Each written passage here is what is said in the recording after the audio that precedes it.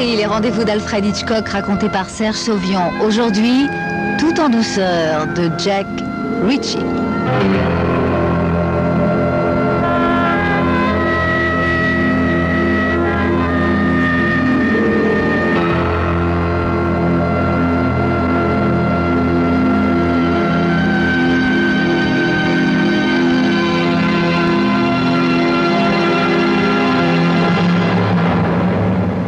C'est un dimanche matin de printemps, et Jimmy et moi descendons en nous promenant la rue principale de la ville.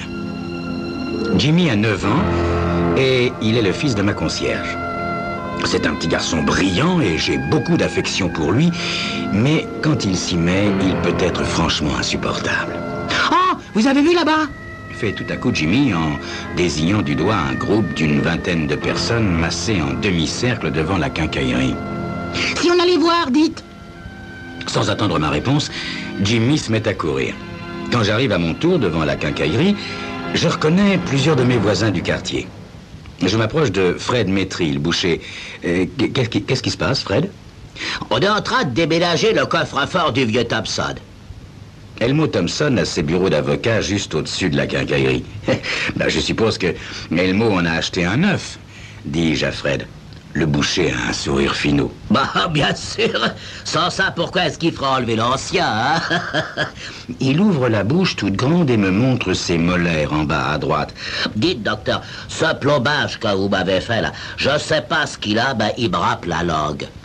Bah, venez me voir demain, Fred. Je vous passerai un petit coup de meule là-dessus. Un 2 tonnes rouge est garé contre le trottoir, la porte arrière abaissée. Sur la cabine se détache en grosses lettres « Johnson et frères, déménagement Pine Creek ». Pine Creek est à environ 30 km au nord de la ville, en bordure du lac. Jimmy suit la scène sans en perdre une miette. « Comment ils vont s'y prendre pour descendre le coffre ?» Fred Métry a l'air d'avoir réfléchi à la question. Bah, en le tirant sur le palier, ensuite, ils le feront glisser sur les planches le long des marches et ils le pousseront jusque dans le camion. Jimmy plisse le front. Mais pourquoi ils n'ont pas amené un camion avec une grue pour enlever le coffre par la fenêtre? Bah, je ne sais pas, dis-je. Sans doute parce qu'ils n'ont pas de camion grue. Il y a 2 hommes pour faire ce travail, un grand costaud et un autre à peu près de la même taille, mais un peu plus mince. D'après leur conversation, nous comprenons que le premier s'appelle Ted et le second Jerry. « Une fois, j'ai vu le coffre dans le bureau de M. Thompson, » dit Jimmy d'un air important. « C'est un énorme truc comme on en faisait dans le temps. À mon avis, 2 hommes suffiront pas pour faire le travail. » Bah, ils se débrouilleront, dis-je en regardant autour de nous. Il y aura bien quelqu'un ici pour leur donner un petit coup de main. Jimmy examine maintenant le camion. Pine Creek. Mais pourquoi M. Thompson, il n'a pas demandé à Mark Jenkins, le déménageur? C'était quand même plus simple. Écoute, M. Thompson a dû vendre son coffre à quelqu'un de Pine Creek qui se charge du déménagement, tu crois pas, Jimmy? Ouais, peut-être, docteur. Mais pourquoi ils font ça un dimanche? Bah, parce qu'il y a moins de circulation dans les rues et sur les trottoirs, je suppose. Et est-ce que M. Thompson, il est ici? Je ne sais pas, Jimmy. En tout cas, je ne l'ai pas vu, moi. Jimmy se tient un moment tranquille, puis repart de plus belle avec ses questions. Vous avez vu leurs salopettes? Non, je les ai pas vues. Qu'est-ce qu'elles ont? Eh ben, elles sont toutes neuves. Bah, et alors? Bah, c'est drôle qu'ils aient tous les deux en même temps des salopettes neuves. Je lui tapote l'épaule. Dis-moi, Jimmy, si nous allions en face prendre un coca, hein? Je crois qu'ils en ont pour un moment. On pourra revenir voir la suite après. Tu veux bien? Jimmy accepte, mais un petit peu à contre-cœur quand même. À la cafétéria, nous sommes les seuls clients et Bill Hartley, le gérant, vient s'asseoir à notre table et bavarder avec nous. Bavarder du coffre-fort de Thompson, évidemment, puisque c'est l'événement du jour. Vous avez vu M. Thompson? Demande Jimmy. Non, fait Bill. Il est probablement à la pêche. Jimmy boit une gorgée de son coca et revient à la charge. Mais enfin, c'est quand même curieux qu'il soit pas venu pour surveiller un peu les opérations. Bill sourit. Et manquer sa partie de pêche. Et puis, tu sais, petit, il gênerait plus qu'autre chose. Jimmy descend de son tabouret, fouille dans sa poche et compte ses sous. Je reviens tout de suite, dit-il en ouvrant la porte de la cabine du téléphone. Bill se met à rire. Il appelle sa petite amie. Qui sait, Bill? Les enfants sont si précoces de nos jours. Ça ne vous le fait pas dire, docteur. Dites, à propos, ça rapporte l'arrachage des dents ces temps-ci? Ça rapporterait bien plus, Bill, si tout le monde payait sa note. Bill a un sourire un peu gêné. Je verrai ce que je peux faire pour vous le premier du mois, docteur. Mais vous savez, j'ai des tas de factures à payer. Mais moi aussi, Bill, j'ai des tas de factures à payer. Dites, il paraît que vous avez enlevé toutes ces dents à Thompson la semaine dernière. Non, celle du haut seulement, Bill, et il n'y en avait plus beaucoup, non. Il a fallu que je l'endorme. C'est un vrai bébé pour ces choses-là. À cet instant, Jimmy sort de la cabine. J'ai téléphoné chez M. Thompson. Eh ben, sa gouvernante dit qu'il est parti à la pêche. Seulement, elle sait pas où il est. Mais Bill venait de te le dire, Jimmy. T'aurais pu économiser un jeton. Mais au fait, pourquoi est-ce que tu téléphonais? Jimmy fixe son coca presque vide. Oh, comme ça? Et après un silence, il ajoute: Sa gouvernante savait même pas qu'il avait vendu son coffre. Mais pourquoi est-ce qu'elle l'aurait su, Jimmy? Il ne lui raconte certainement pas tout ce qu'il fait.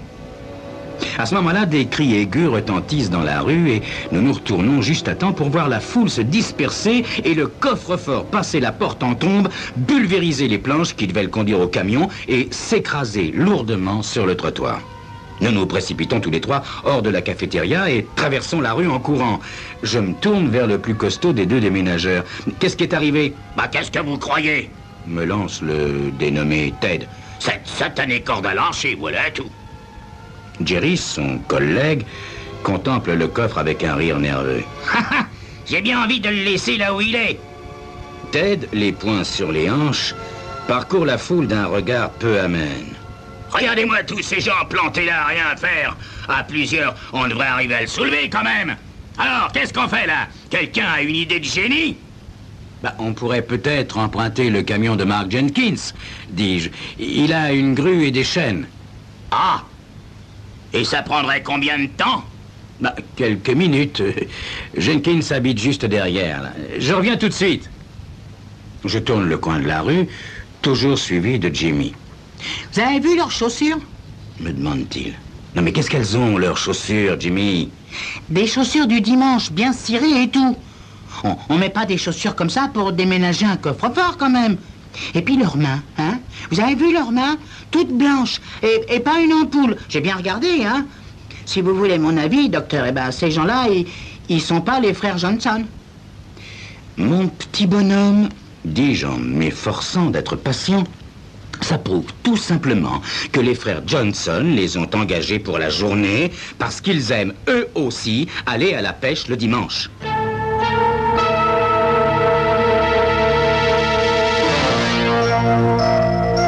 Par chance, Mark Jenkins, lui, n'est pas à la pêche. Dès mon premier coup de sonnette, il ouvre la porte. Il est en chaussettes et tient à la main son journal du dimanche. Quand j'ai fini de lui raconter l'histoire du coffre-fort, il a un sourire narquois. Alors, comme ça, ils ont saboté le travail. Non, mais remarquez, ça m'étonne pas. D'ailleurs, pourquoi est-ce que le vieux Thompson s'est pas adressé à moi, hein? Avec mon camion grue, je lui faisais de la belle ouvrage bien soigné et tout. Oui, non, mais il faut bien que tout le monde vive, Marc. Les gens de Pine Creek aussi. Ouais, j'en sais bien, docteur, j'en sais bien. Bon, attendez-moi une minute, le temps de mettre mes chaussures. Quand Jenkins a disparu, Jimmy me tire vivement par la manche. Dites, docteur, je crois qu'on ferait mieux d'aller chercher le shérif. Le shérif? Mais pourquoi, Jimmy? Jimmy a soudain l'air grave. Parce que je crois que ces gens, ils sont en train de voler le coffre-fort de M. Thompson.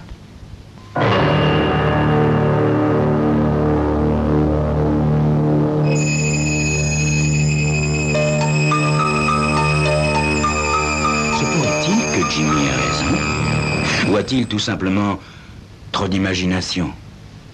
C'est ce que vous saurez dans quelques instants.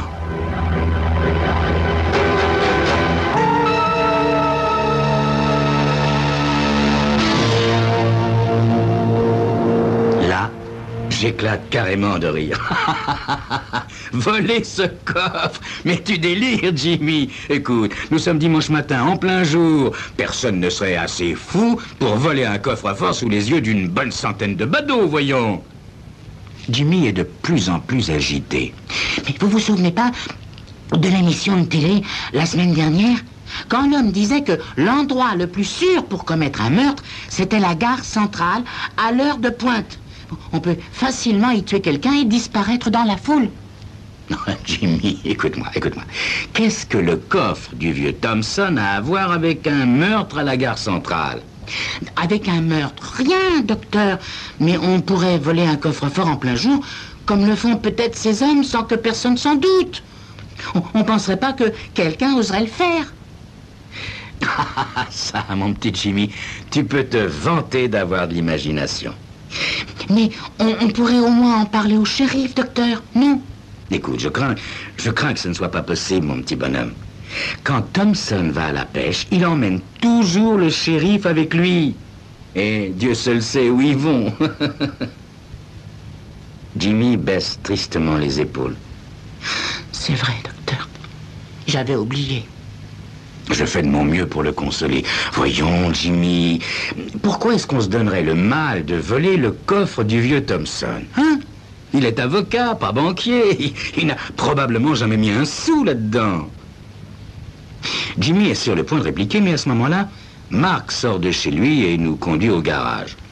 Je monte à côté de lui dans la cabine du camion et fais signe à Jimmy d'en faire autant, mais il refuse. Non, je préfère rentrer à la maison et finir de coller ma maquette d'avion, docteur. Il y a maintenant une foule nombreuse devant la quincaillerie et une voiture de police est garée juste à côté. Celle de Chris Nelson, qui maintient l'ordre du mieux qu'il peut.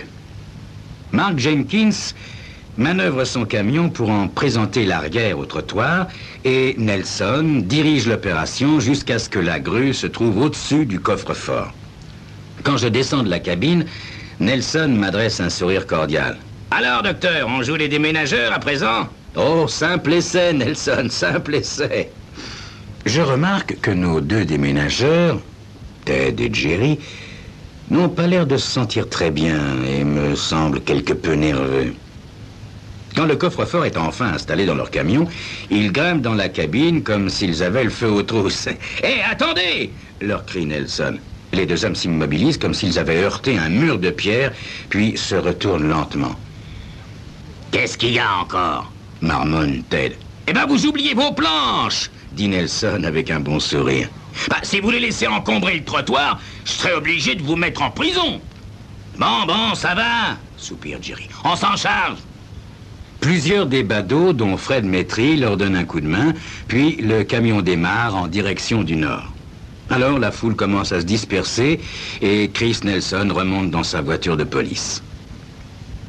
En rentrant chez moi, je trouve Jimmy assis sur les marches, la tête basse et l'air de porter sur ses frêles épaules toute la misère du monde. Je m'assieds à côté de lui et pose une main sur son épaule.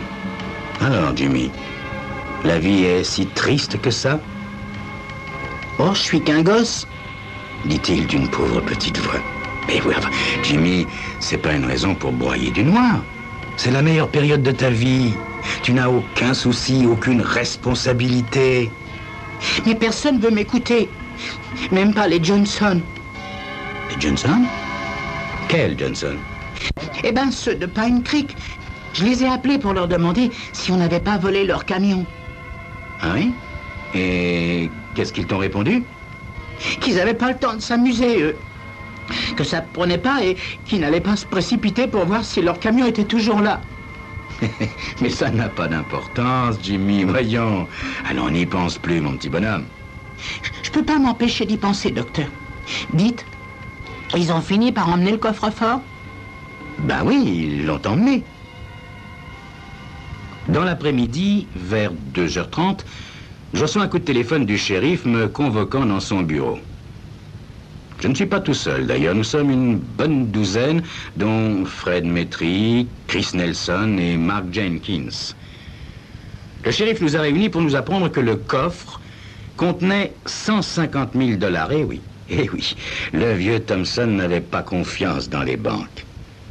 Le shérif se lance ensuite dans une longue tirade sur les gens sans cervelle qui restent là, plantés béatement devant des voleurs de coffre-fort en plein travail et qui se donnent même beaucoup de mal pour les aider.